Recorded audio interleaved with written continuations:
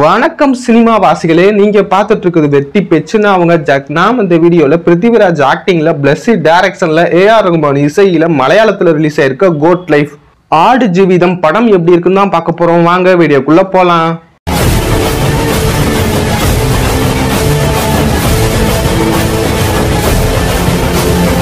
ஆடு ஜீவிதம் இந்த படம் வழக்கமான கமர்ஷியல் படங்கள் மாதிரி கிடையாது. வாழ்வியலை சொல்ற படம்.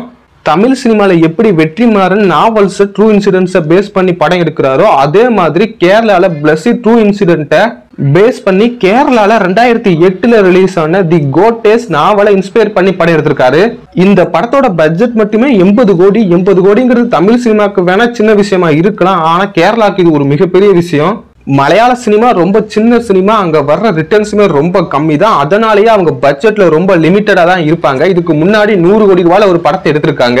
அந்த படம் தான் மலையாள சூப்பர் ஸ்டார் மோகன்லாலோட மரகர். அந்த படத்துக்கு அடுத்து மிகப்பெரிய பட்ஜெட்ல உருவாக்கப்பட்ட படம்னா அது இதுதான் கோட் லைஃப். தமிழ் சினிமாக்கு எப்படி பொன்னியின் செல்வன் நாவல் ஒரு கனவா இருந்துச்சோ அதே மாதிரிதான் மலையாள சினிமாக்கு இந்த கோட்டேஸ் நாவல்.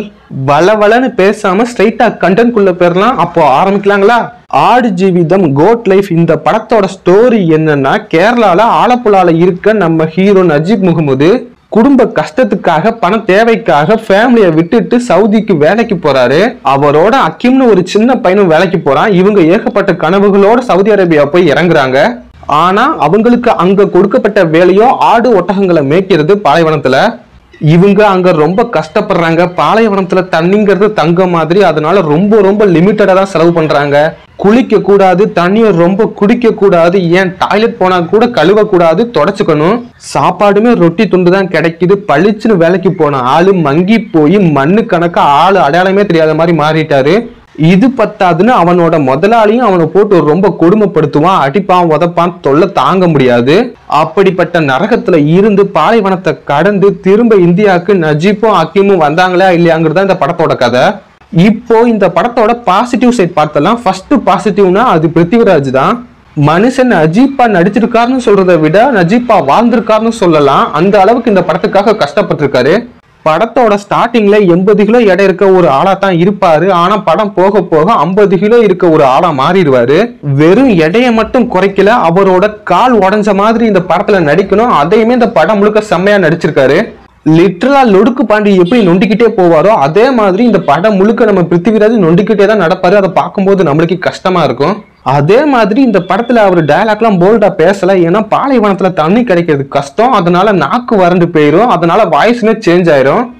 ஏதோ 80-90 வயசு இருக்க ஒரு கிழவன் பேசுற மாதிரியான குரல்ல பேசியிருப்பாரு. இதெல்லாம் டெடிகேஷன்ல வேற லெவல் தான். இவரோட பர்ஃபார்மன்ஸுக்கு கண்டிப்பா தேசிய விருது கொடுக்கணும். கொடுக்காட்டி அந்த விருதுக்கு மரியாதை கிடையாது. அந்த அளவுக்கு பர்ஃபார்மன்ஸ் இந்த படத்துல அவர் பண்ணியிருக்காரு. சரி, இவர் தான் இப்படின்னு பார்த்தா இந்த படத்துல நடிச்ச அக்கிம் கேரக்டருமே செம்மையா பண்ணியிருந்தான் அவனோட ரோலை. பாலைவனத்துல ரோட தேடி போயிட்டு இருப்பாங்க. அப்போதைக்கு பாலைவனத்துல காணல் நீர் கண்ணில் படும். அதை பார்த்ததுமே அக்கிம் ஒரு பர்ஃபார்மன்ஸ் கொடுத்திருப்பான். அதெல்லாம் வேற ரகம். இந்த படத்துல இவங்களோட இப்ராஹிம்னு ஒரு கேரக்டர் நடிச்சிருக்கும், ஒரு ஆப்பிரிக்கன் கேரக்டர். அந்த கேரக்டர்லாம் செம்மையா பண்ணியிருந்தாரு. நஜீப் அக்கீம் இந்த 2 பேரையும் மோட்டிவேட் பண்ணி அக்கீமால ஒரு கட்டத்துல நடக்க முடியாது, அவனையும் தூக்கி தோல்ல போட்டுக்கிட்டு நஜீப்பையும் தோல்ல தாங்கிக்கிட்டு கூட்டி போயிட்டே இருப்பாரு. அதையெல்லாம் பார்க்கும்போது கண்ணில் தண்ணியே வந்துருச்சு. அந்த அளவுக்கு பர்ஃபார்மன்ஸ் பண்ணியிருந்தாரு. இவங்களை தாண்டி படத்துல நடிச்சிருந்த எல்லாருமே அவங்களுக்கான பர்ஃபார்மன்ஸை நீட்டாவே கொடுத்திருந்தாங்க. இந்த ஆக்டிங்கை தவிர்த்து மிக முக்கியமான பாசிட்டிவ்னா அது ஆர்ட் ஒர்க் தான். ஆர்ட் ஒர்க் இந்த படத்துல மிகப்பெரிய ரோலை பிளே பண்ணிருக்கு. பிருத்திவிராஜ் நல்ல ஆப்பிள் மாதிரி பளபளன்னு இருப்பாரு. அவருக்கு மேக்கப்பை போட்டு தங்கலான்ல வர்ற விக்கிற மாதிரி மாத்தி வச்சிருப்பாங்க. அதெல்லாம் செம்மையா இருந்துச்சு. பாலைவனத்துல செருப்பு போடாம நடந்தா கால்லாம் குப்பிளிச்சு போயிரும். அந்த ஆர்ட் ஒர்க்கையுமே ஆர்ட் டிபார்ட்மெண்ட் செம்மையா பண்ணியிருந்தாங்க. கண்டிப்பா இந்த ஆர்ட் டிபார்ட்மெண்ட் மேக்கப்புக்குமே தேசிய விருது கொடுக்கலாம். அந்த அளவுக்கு ஒர்த்தாதான் பண்ணியிருந்தாங்க. இதை தாண்டி மியூசிக்னு பார்த்தா இந்த படத்துக்கு எந்த அளவுக்கு தேவையோ அந்த அளவுக்கு ஏஆர் ரகுமான் நீட்டா பிரசன்ட் பண்ணியிருந்தாரு. சினிமோட்டோகிராஃபியுமே செம்மையா பண்ணியிருந்தாங்க. பாலைவனத்தை வேற வேற ஆங்கிள் காட்டியிருப்பாங்க ரொம்பவே பியூட்டிஃபுல்லா. அதுவும் ஒட்டகத்தோட கண்ணுல நஜீப்போட ஃபேஸை காட்டுறதுன்னு சினிமோட்டோகிராஃபியா பக்காவா பண்ணியிருந்தாங்க. ஓவராலா டெக்னிக்கல் வைஸா இந்த படம் பயங்கர ஸ்ட்ராங்கான படம் தான். இப்போ இந்த படத்தோட நெகட்டிவ் சைட் பார்த்துடலாம். இந்த படம் தி கோட் டேஸ்னு நாவலை தழுவி எடுத்த படம். அதனால அந்த நாவல்ல என்னென்ன இருக்கோ அது எல்லாம் இருக்கணும்னு படத்தை பார்க்க நிறைய நாவல் படிச்சவங்க வந்திருப்பாங்க. பட் அந்த நாவல்ல இருக்க எல்லாத்தையுமே படமாக்க முடியாதுல, அதனால ஹைலைட்டடான சீன்ஸ், முக்கியமான சீன்ஸை மட்டும்தான் படமாக்கி இருக்காங்க. இது அந்த நாவல் படிச்சவங்களுக்கு டிசப்பாயின்மெண்ட் ஆகலாம். இதை தவிர நெகட்டிவ்னு பார்த்தா அது இந்த மூவியோட ஸ்லோனஸ் தான். வாழ்வியல் சம்பந்தமான படங்களை பார்த்தீங்கன்னா ரொம்ப ஸ்லோவா தான் மூவ் ஆகும். அதனால இது அவ்வளவு பெரிய நெகட்டிவா எனக்கு தெரியல. கண்டிப்பா கமர்ஷியல் படங்களை பாக்குறவங்களுக்கு இந்த படம் ஒரு டிசப்பாயின்மெண்டா தான் இருக்கும்னு நினைக்கிறேன். நீங்க இந்த படத்தை ட்ரை பண்ணி பார்க்காதீங்க. மத்தபடி இந்த படம் தங்குங்க. இந்த படத்தை கண்டிப்பா ட்ரை பண்ணி பாருங்க. இந்த படத்துக்கு வெற்றி பேச்சோட ரேட்டிங் 4.5 அவுட் ஆஃப் 5. இந்த வீடியோ பிடிச்சிருந்தா லைக் பண்ணிக்கோங்க. அடுத்து ஒரு நல்ல வீடியோ சந்திக்கும் வரை டட்டா பை பை வாட்டா.